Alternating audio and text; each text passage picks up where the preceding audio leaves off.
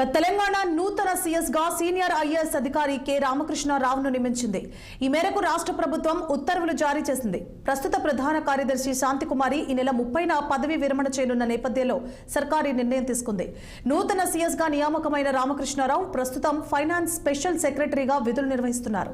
1991 IAS batch కు చెందిన రామకృష్ణారావు 2014 నుంచి ఆర్థిక శాఖ బాధ్యతలు నిర్వహిస్తున్నారు.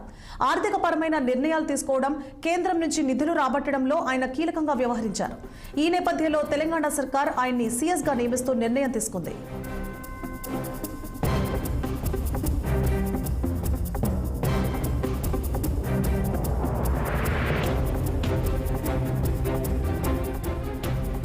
తాజాగా రాష్ట్రంలో భారీగా ఐఏఎస్ అధికారుల బదిలీలు జరిగాయి. మొత్తం 21 మంది అధికారులకు కొత్త పోస్టింగ్లు ఇవ్వగా కొందరికి పూర్తి అదనపు బాధ్యతలను అప్పగించింది. ప్రధానంగా హైదరాబాద్ మహానగర పాలక సంస్థ కమిషనర్ గా పనిచేస్తున్న ఇలంపర్తి హెచ్ఎండిఏ కార్యదర్శిగా బదిలీ చేశారు.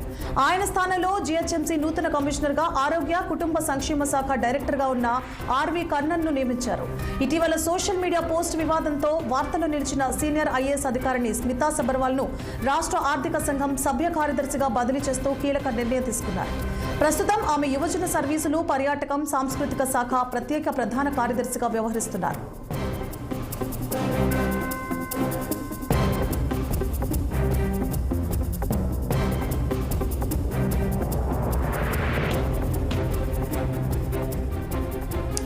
ఐటీ పరిశ్రమల శాఖ ప్రత్యేక ప్రధాన కార్యదర్శిగా ఉన్న జయేష్ రంజన్ కు పరిశ్రమలు, పెట్టుబడుల విభాగం ప్రత్యేక ప్రధాన కార్యదర్శి సీఈఓగా సంజన్ కుమార్ ను పరిశ్రమలు, వాణిజ్య శాఖతో పాటు ఐటీ, క్రీడా శాఖల ప్రత్యేక ప్రధాన కార్యదర్శిగా బదిలీ చేశారు.